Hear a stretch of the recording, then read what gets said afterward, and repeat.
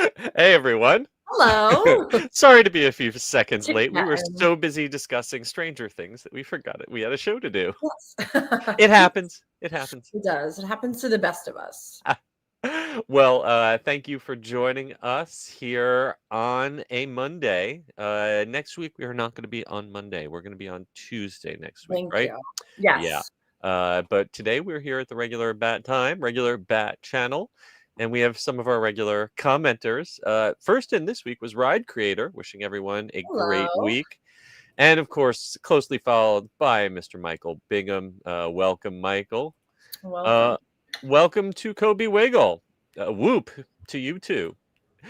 And happy Thanksgiving to everyone in Canada. I guess this is Canadian Thanksgiving. Oh, And also welcome to Orange Blossom and Tails. Thanks for joining us, and thank you, Brian Sager, welcoming all of his fellow Canadian next door neighbors. It is also Indigenous Peoples Day today, so yes.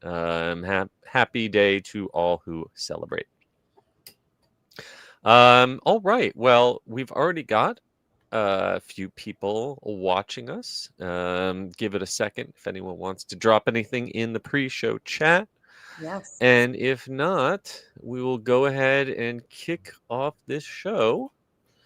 What do you say we do it here Let's in do it. 3, 2? Please lower your head and watch your step while boarding. Welcome to the Attractions Podcast. You are all clear for dispatch. Have fun. Hello, everyone, and welcome to the Attractions Podcast, sponsored by MEI and MEI-Travel. I am Seth. And I'm Carly. And we are here to talk to you about the latest and greatest in theme park news and more, as well as what's going on in our own lives. Carly, you have had some wicked weather where you are. Yes. So I imagine you did not get out to a lot of theme parks this week, huh? No, I had all of the best intentions to do lots of spooky stuff. I was going to go to Scarowinds at Carowinds. I was going to go to the Renaissance Festival. I had this very fall coated weekend planned, but a lot of us on the East Coast are dealing with this whatever storm it is. I hope that all of our family up north is doing okay. So that soiled my plans, but I got to watch a lot of television. And I finally watched the 2020 Disneyland 70th special. Did you watch this? No, I didn't. I have not caught up with that. Is that on Disney Plus or Hulu? Yeah, I believe, it was on Disney Plus. So I was expecting maybe kind of like how the Christmas parade is kind of like an infomercial. They're basically advertisement. That's why I don't watch a lot of those. Well, this one has so much historical footage, including a lot that I hadn't seen before. A lot of early days of Disneyland. And it made me really excited for that new Disney Plus documentary. I was going to say, I hope that pops up in the Leslie Iwerks' new. So the new Iwerks, it definitely made me hype for that because there was a lot of footage of them clearing the orange groves and whatnot. And that's what we should expect. I feel like there's the same 3 or 4 little clips that we've seen over and over again. But there's tons more footage, so I'm excited to see that. Absolutely. And I was just going I've never seen this clip, it was really exciting. So I highly recommend to watch that on Disney Plus. And also I am re-binging Stranger Things because Thanksgiving Day in the US is coming up quick, and that is when the final season drops. Yes. And it's, it's not that many episodes, but each episode is the length of a feature-length movie. They're all 90 minutes, 2 hours long. Yeah, and so we get to season 4. A lot of those episodes are really long too, but these are even longer. And I will say, rewatching it, I think I like it better the second go around. I'm picking up all these little things I didn't notice before, and as we've talked about, sometimes the plot is convoluted. It's a lot going on. It's much more enjoyable, the redo, because I kind of know what's going on, but I could really just focus in on the character development and not be wait, what is going on with Vecna? Yeah. I have a friend who just saw the Broadway show, which is a prequel, and they were just blown away by the special effects. Same folks, I think, who did the Cursed Child, the Harry Potter. Yeah, absolutely. Yeah. So watch it before the new season drops. It made me miss the haunted house at HHN 2 years ago. The 4 house was so good. So that was my fun weekend of just vibing and chilling ahead of travels coming up. Well, my haunted weekend did not involve any Stranger Things or any other branded IPs, but Yes. I did get out to two area haunts that I can highly recommend. The first was a petrified forest, which is in Altamont Springs, just north of Yes. Orlando. I've been so curious about You know, that. they've been there for decades, Yeah. for I feel like 20 years now. And uh, it's funny, they actually are in the woods behind the antique mall where my wife has a vintage store. And never put Amazing. the two things together, but it's, you know, you come right off of the main drive, big, heavily trafficked road, and there is just wilderness back there. And it Wow. what's great about these haunts is they're outdoor trails, so they don't have the, you know, projections, high-tech special effects, but they have a scale. They have loads of like full-sized vehicles and full-size building facades, and you really do hike out into the woods. The three haunts they have are really well done, but what I recommend going for is they are doing for the first time an immersive theater experience that was kind of Yes. like Sleep No More meets Evil Dead. The Wow. actors, if you ask for the optional glow necklace, the actors will touch you and grab you and Did you move do you it? around. I did it. I won't give away the secrets, but it was really intimate, and really different than any other haunted house in town. And they also have an escape ride where you get on this open air truck that looks like Kilimanjaro Safari's vehicle and drive out into the woods through these huge sets with actors. There's like the group has to vote on different decisions. There's a good ending and a bad Whoa. ending.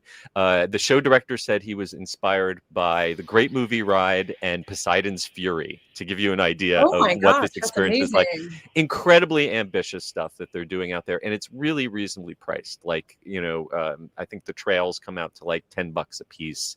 The immersive experience is like $10 or another $5, so they'll touch you. It's really reasonably priced, and they did a great job. And then the other thing that blew me away was Gatorland has brought back Yes. their Halloween event, which is a family-friendly daytime event. It's only on Saturdays and Sundays. It's included with admission, but they only have one haunt. But it is the most educational haunted house I've ever been in my life. Not expecting that. A friend of the podcast, Dan Caro, he's the show director and he's the lead actor, and it's a very actor-driven haunt where they take you through. It's a very personal experience, and it teaches you all about the history of lost horror films. The very first horror film ever made, Thomas Edison's Frankenstein, Lon Chaney's London After Midnight, all these famous lost films, and then lets you walk through them, these amazing all monochrome sets, creating the feeling of being inside of old black and white movie.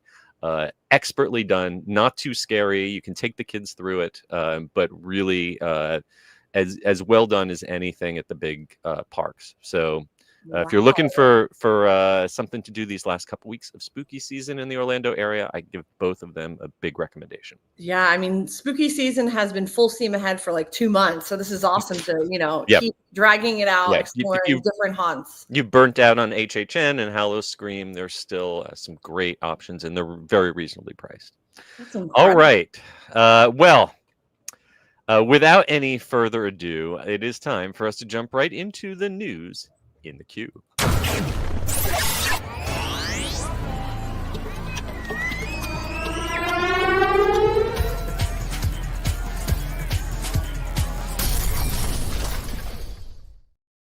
All right, for our first story in the news in the queue, Walt Disney World has set a new record, and it's not necessarily the good kind of record. It's a price record. Yes, for the first time in history, the price on the most expensive single-day tickets to Walt Disney World's theme parks has broken the $200 barrier. Just a decade ago, it was only 10 years ago that they finally broke the $100 barrier, and people were freaking out that it cost more than $100. Now, on your most expensive days, it will cost you $209 to visit Walt Disney World. Those days are around Thanksgiving and Christmas of 2026. Yeah. And these are just one park. So this is That's not a one day, one park. Yeah. not a park hopper. That's just 1 day, one park. If for example, this is if you're looking at New Year's Eve, next New Year's Eve of 2026, a Magic Kingdom ticket will cost you $209 on that day. The cheapest ticket will be Animal Kingdom, and that one will be $184. That's going up from $199. So basically, the top ticket went up $10. And the cheapest ticket you can get, if you went on my birthday of 2026, you can get into Animal Kingdom for $119. But most, average ticket price is going to run minimum of $154 to $174 per day. So now our annual passes don't sound like that much. Yeah. Disneyland also raised prices, though I believe they still have a minimum price of $104 and a few days where that's eligible. Yes. And there was a ton of rollouts with this. I mean, it was a quiet rollout, as they always do around this time of year. This is typical. We always see the October season is when we start seeing these annual price increases. And Lightning Lane multi-pass also has gone up. Yep. I believe it's now like 35 is the highest, as it was previously lower than that. Parking went up like $5. Yeah. Interestingly, if you look at it on a pure percentage basis, this is one of the lower percentage increases that we've had. But that's mostly because the baseline is now so high that, when you add $5, going up $5 from $200 isn't as much as going up $5 from $150. So on a percentage wise, it's, I guess, lower inflation, but in terms of pure dollars, it's kind of makes you wince. We will talk a little bit about what they're spending some of this money on, because there are new things coming to the parks. Yeah, and I feel like I was thinking about this. It definitely incentivizes people to do a multi-day ticket. Absolutely. If you were coming to Orlando and you're like, oh, I'm going to just go to Magic Kingdom for the day, that's going to be like a huge. Honestly, the people who pay these 1 day, one park full gate price admission tickets are not the people who listen to our podcast, because they obviously did not do their research. They just decide, hey, let's go to the Magic Kingdom today, and drove up. Yeah, and there are people that do that, Yes, there are. But if you're listening to us, you need to go to someone like our friends at MEI and MEI-Travel, or another third-party ticket broker. A lot of third-party ticket brokers did have a supply of tickets at the earlier prices that you might be able to purchase if you're not buying directly from Disney. Make sure you're using a legitimate source. But yeah, there are definite ways like multi-day tickets and annual passes to get a lower daily price than this. Absolutely. And another reason to use MEI, they also rolled out with this vacation packages and more for 2026 and hotel deals. So it's probably best to have someone else crunch the numbers, because a lot of times you're paying like full rack rate and then getting the discount on it. So it might not be worthwhile to do that vacation package or whatever promotional offer they're doing. They're also doing free dining for kids in 2026. So it's kind of like now a further minefield to have to pick through to find a deal, or at least the best possible rate. Yes, because those free dining plans usually mean you're going to pay the full rack rate for the hotel and the tickets. So definitely get with a good travel agent to help you figure out the most cost-effective way to plan that.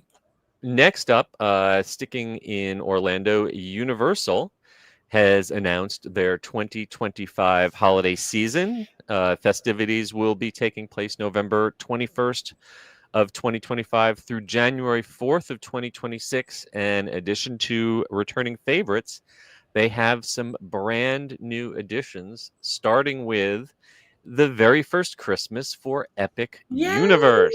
This is so exciting. I honestly wasn't expecting this, because I was thinking, oh, okay, people are still visiting for the first time for over the next years. So I wasn't sure if they wanted to kind of tamper with that, but this is wonderful. And we do know that they've filed permits and cleared land to have a multi-use event space in Celestial Park. Does not look like that's going to be ready for this. That might be part of future holiday events. But for this holiday, we are going to see new holiday decor throughout Celestial Park, as well as throughout the Wizarding World of Harry Potter Ministry of Magic, which is in keeping with the Wizarding Christmas decor that we get over in IOA and the studios. Doesn't look like we're going to get anything special in the other worlds, though I would love to see how Dark Universe celebrates Christmas. With like dead flowers and wreaths. Yes. Yep. I want to see Frankenstein's stocking hung on the fireplace in the or like a queue little for Igor stocking. Oh my gosh, yes. Or him as dressed as an elf. I don't know. It could be so cute. Epic Universe is also going to celebrate New Year's Eve on December 31st. They had fireworks on 4th of July, so it's likely they might also have a fireworks celebration, though that's not yet confirmed. If we head over to Islands of Adventure, in addition to the usual Grinchmas activities, they're going to add the Whoville Tree Lot, which is an area of Dr. Seuss themed Christmas trees, which sounds great. Yes, Grinchmas is one of the, Universal Holidays is my favorite of all time. Basically all including in the ticket if you're not doing the add-ons. You don't really need to do the add-ons, but with the entertainment and everything, Grinchmas is amazing. So I'm excited that they're, adding more things to that. Yeah. And I know I will probably also find you hanging out in the new Mistletoe Pines Ski Lodge, which is this year's theme for the Green and Red Coconut Club. They always do such a great job with kitschy throwback decor in the Red Coconut Club. They got festive drinks, lots of vintage theming, and I'm looking forward to that. Oh, that's going to be like we could spend hours looking for every little tiny detail, and Earl the Squirrel will be all over that. Absolutely, yeah. Keep an eye out for Earl, and also keep an eye out for holiday decor coming to the 3 new hotels that opened since last Christmas. That's the Helios Grand, Stella Nova, and Terra Luna over near Epic Universe. They're all going to be getting some holiday decorations. Of course, all of your favorites are back. The holiday parade featuring Macy's at the studios. Going to be running from the 21st of November through January 4th. One of the best parades ever. Fantastic parade. Yeah, definitely Universal's best parade.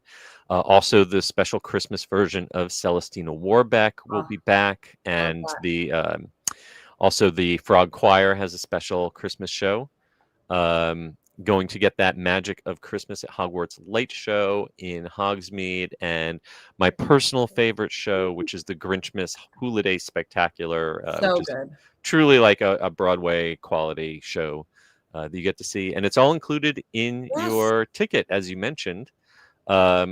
However, there are, of course, upcharges. This is Orlando, of course. Yes, but you don't have to do those, and you still have the best You don't have to, but I will say that if you are intent on meeting and greeting with the Grinch, you can invest a good chunk of your day standing in the regular line.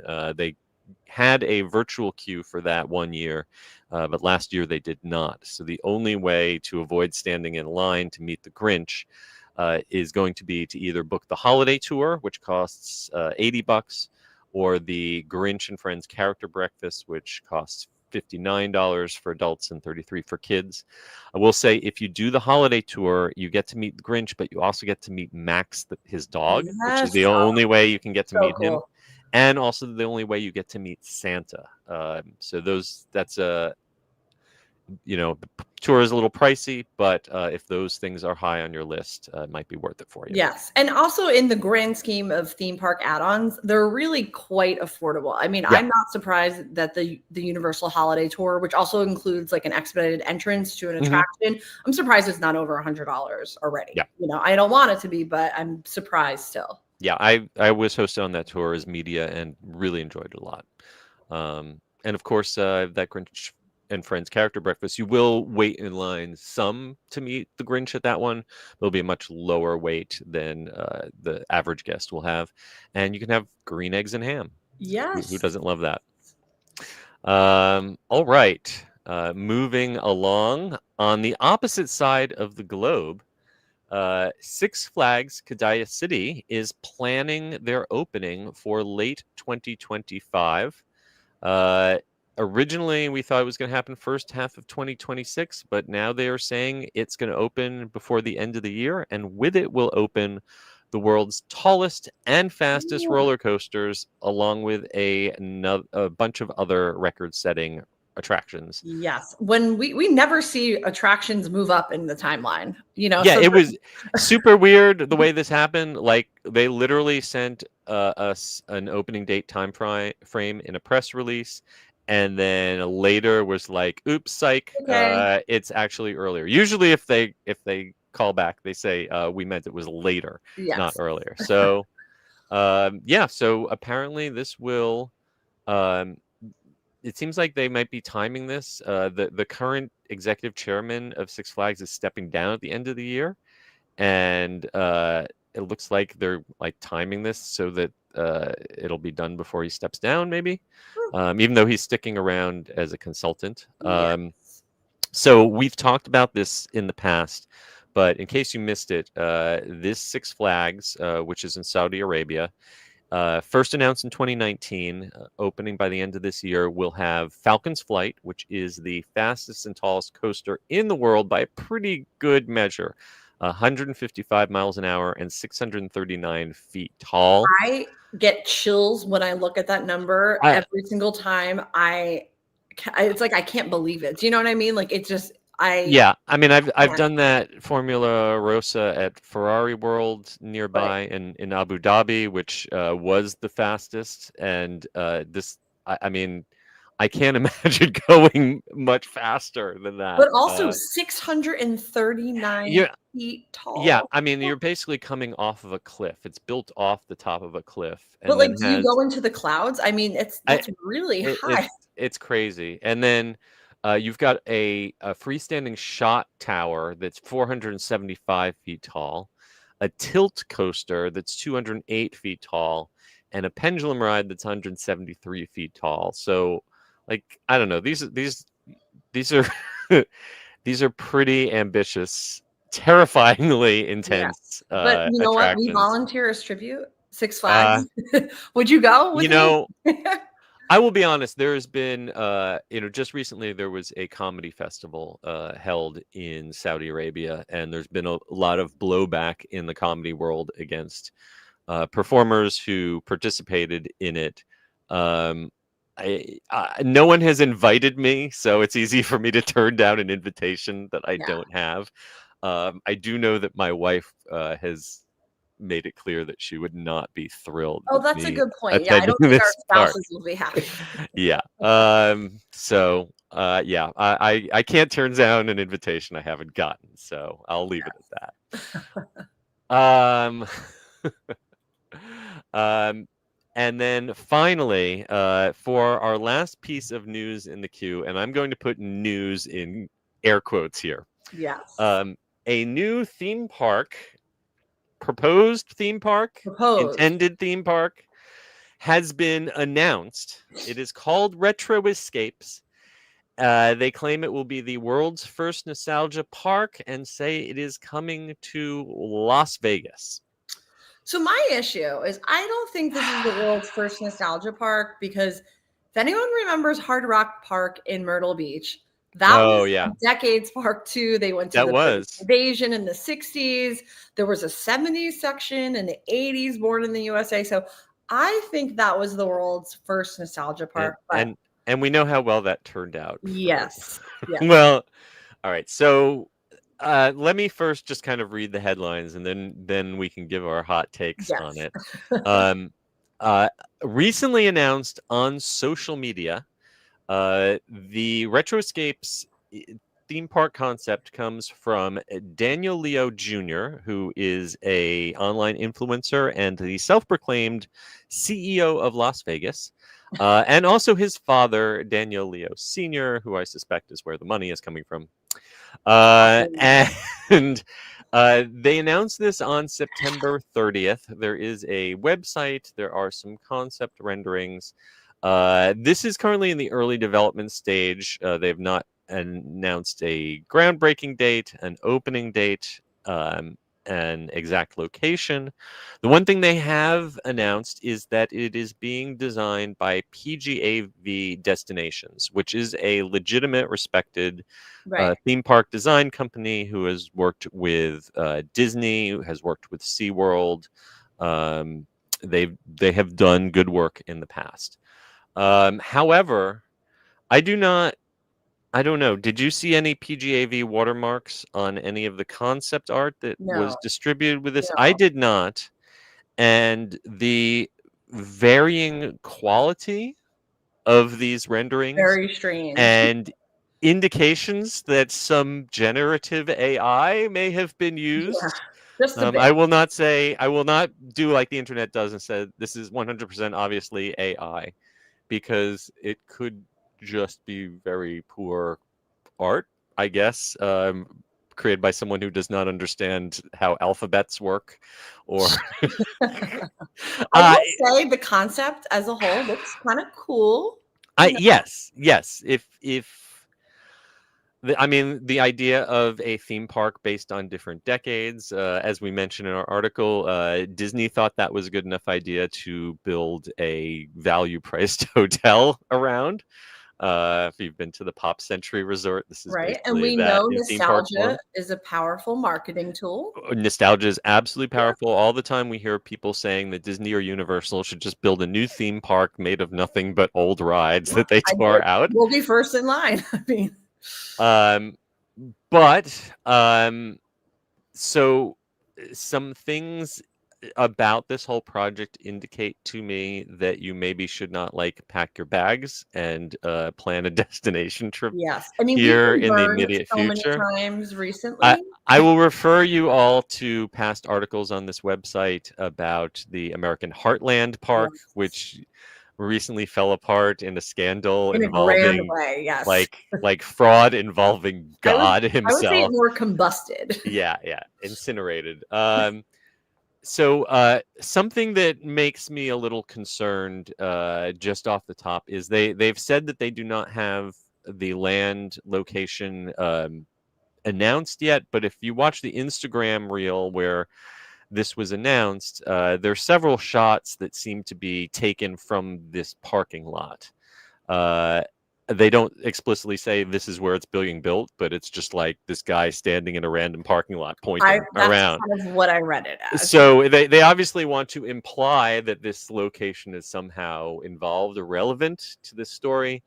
You can see in the background this black pyramid here is the Luxor. Yeah. The skyline on the left is the New York Hotel, and this kind of copper circle is the T-Mobile Arena. So if we line up those three landmarks, 1, 2, 3, we see that this has to be taken somewhere on the west side of 15, which is basically industrial no man's land. We can see a few parking lots, warehouses, nothing that is obviously prime real estate where you would want to build a theme park. Just for reference's sake, if you look just east of that location, you can find the MGM Grand. And on the MGM Grand, if you look at where currently is the MGM signature at the signature at MGM Grand, and that's exactly the top where the MGM golf Park was. Exactly. This whole block here was what used to be the MGM Grand Adventure Park was back in the 90s. And that was generally regarded as being a little too small to be a really real theme park. So if we compare, how many blocks something like that took up, and then look at the very grand concept art that we have here. Lagoon. Yeah. There's a whole lagoon where they call the Fountain of Youth, where they will have a projection show with fireworks, and apparently it will star Marilyn Monroe and Jermaine Jackson. I'm not sure why they picked him, but so there'll be lands themed to different decades from the 50s to the 90s. There will be a Tomorrowland. There will be, it looks like the the aqua boats that they have at the boathouse at It Disney does. Springs, going through roads in a 1950s land Yeah. that's And it did say flooded. indoor, outdoor. So like, again, Yes. a ton of space, a lagoon. I think that he was just doing that as a promotional thing. Like, oh, look, you could see, very iconic landmarks like the Luxor in the background. But so if we go a little out of the city to where like Buffalo Bills is, that roller coaster that's all closing, the abandoned water park, there is space, but it's going to be like a half hour. That that was my ultimate point, that even Yeah. if you look a little further up the Las Vegas Strip, there are some prime spots.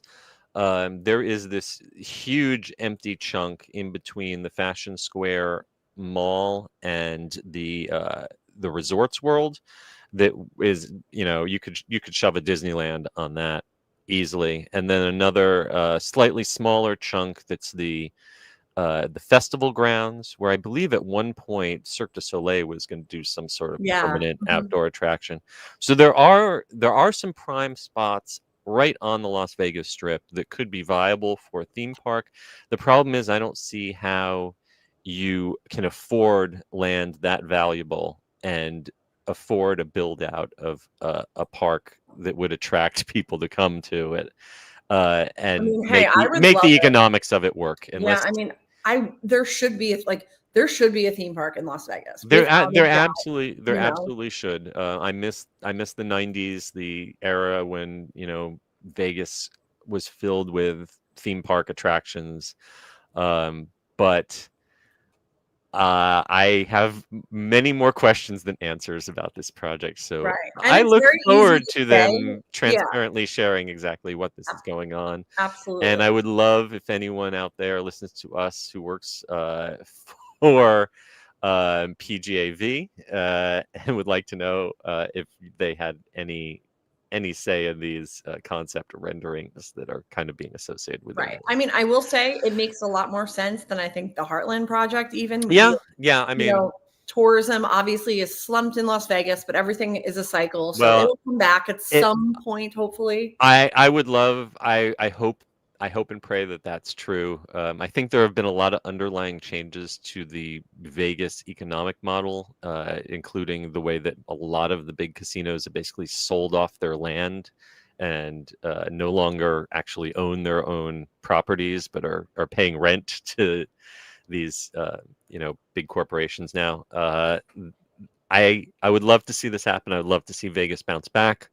I keep a very careful eye on how the Horror Unleashed that Universal just opened. That's a theme park style attraction in Vegas. Let's see how they're doing 6 months from now before we invest our own money in this theme Absolutely. park. Yeah, I know. I was just in Vegas a few weeks ago for that, and it was, I've been to Vegas probably like 20, 30 times. Mm-hmm. Every restaurant and bar was desolate. It was really that's the thing, like sad, places that were hot spots that you couldn't get into without a reservation. If you want to get a ticket for pretty much any show, you can find it. Everyone I talked to in the service industry was like, this is just, it's so bad. Yeah, the people who survive on tips there are hurting. Right. And I don't want it to turn into Atlantic City, which used to be one of my favorite places, live there. And now it's a ghost town and it's just so sad. So I hope that Las Vegas can bounce back. Agreed.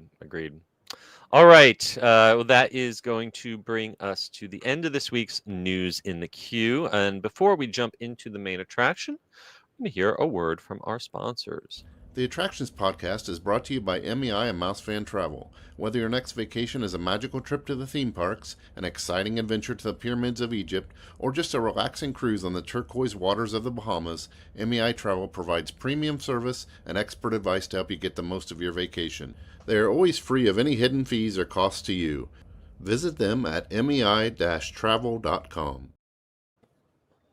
And while we're talking about it, did you know that we've got a magazine? Our Epic Universe magazine is the ultimate grand opening souvenir for Orlando's newest theme park. It's got 64 pages of photos, vacation planning advice, and behind-the-scenes secrets from all 5 portals: Super Nintendo World, Dark Universe, the Wizarding World of Harry Potter, Ministry of Magic, How to Train Your Dragon, Isle of Berk, and Celestial Park.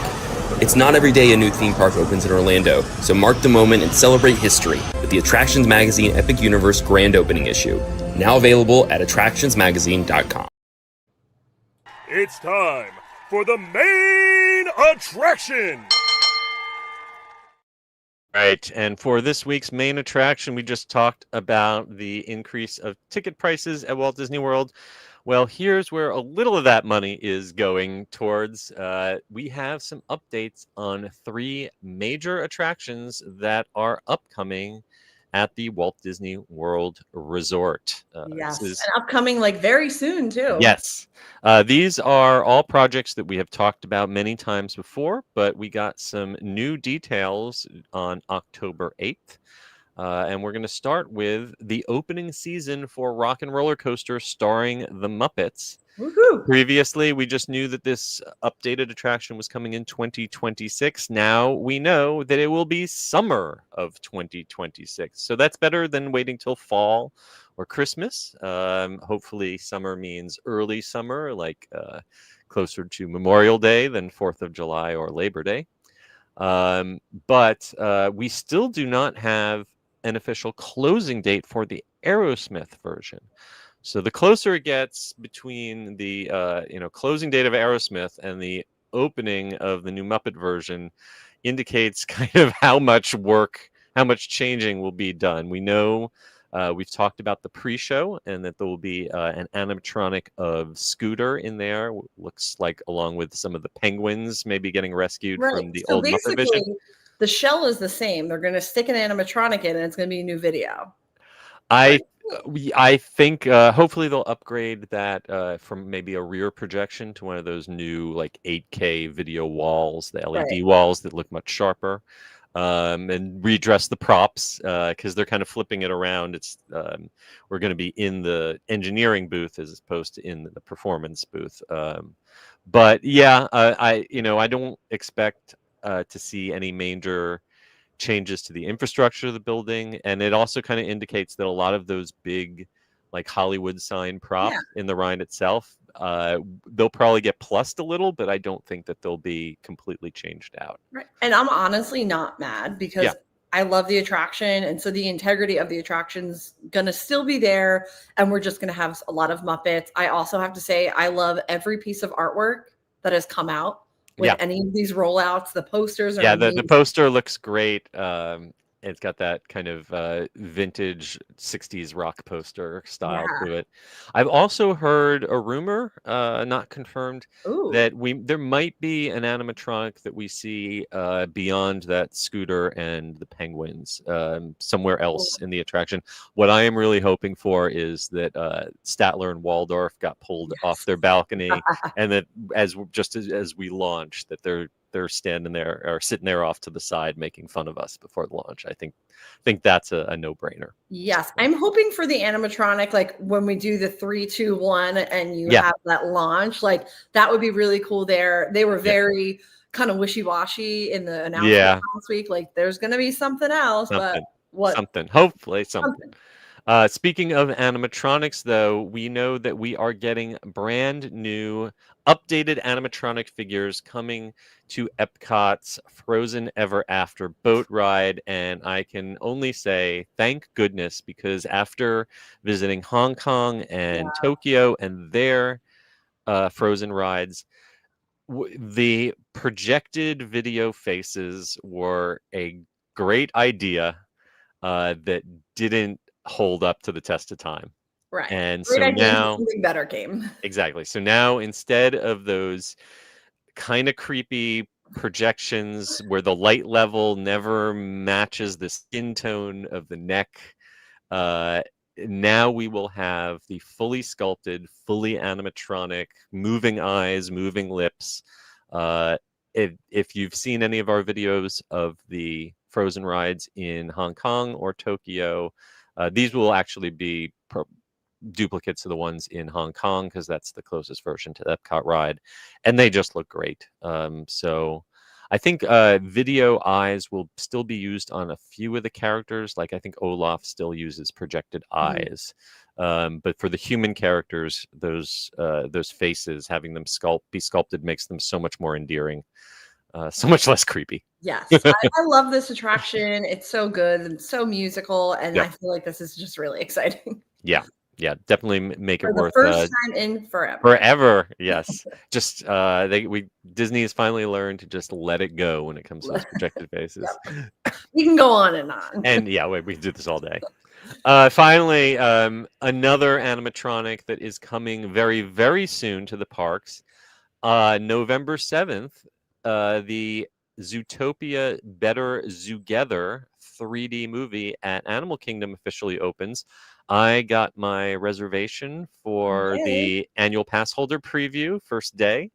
I'm Amazing. excited to get out there and see it.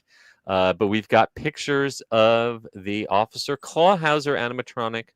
The animatronic sculpt looks very similar to the one that they have on the Hot Pursuit ride in the pre-show for in Shanghai Disneyland. But he is not dressed up in his police officer outfit. No. He is wearing glow necklaces, and I don't know. Is he going to the Electric Daisy Carnival or what? hope He's got so. like a sparkly purple shirt on. He looks like he's ready to rave. So. Yes. Electric Mayhem-esque. Yes, love it. So, yeah, this animatronic figure is positioned where Hopper used to be, kind of to the right of the big screen.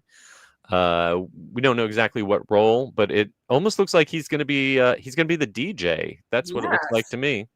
I love it. We don't know if he's the only animatronic. There were a couple other smaller animatronics in the It's Tough to Be a Bug version of the show that previously occupied the Tree of Life. But we do know we're going to get this one. So looking forward to seeing this show when it opens up in just a few weeks. Yes, this is exciting. And it's just the beginning of a major Animal Kingdom transformation. I think Yes. the dates for like Trilobites closing. There's a lot of stuff coming.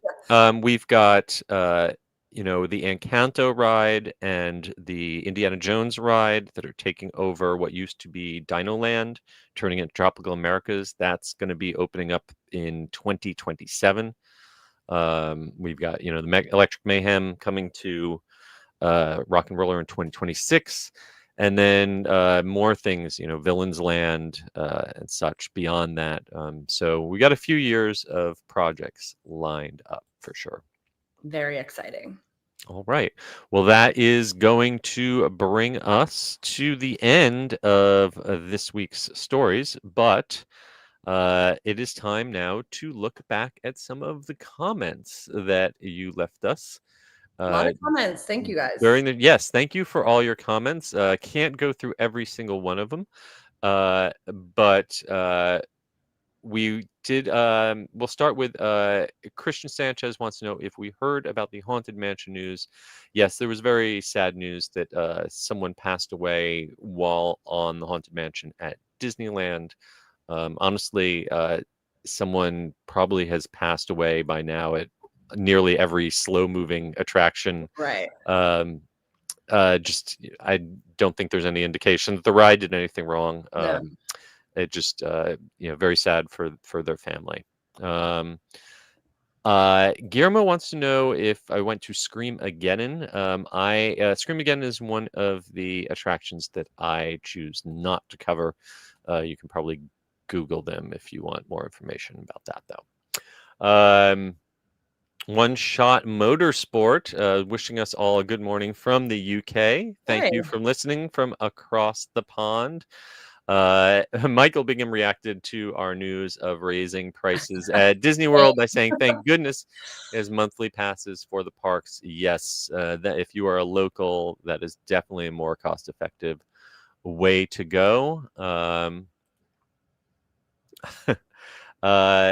See, who else do we have here? All right. Well, One Shot also is hyped for Pandora, the World of Avatar, Disney Cinematic Adventure in 2028. Did I miss that announcement? Did they announce a 2028 Pandora for where is Disney's Cinematic Adventure?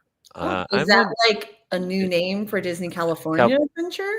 You know what? That would be breaking news. I don't believe that has been announced. But Yeah, maybe, I'm or not mad about maybe that just a name. typo. Yeah, I'm not Um, mad about that. I like it.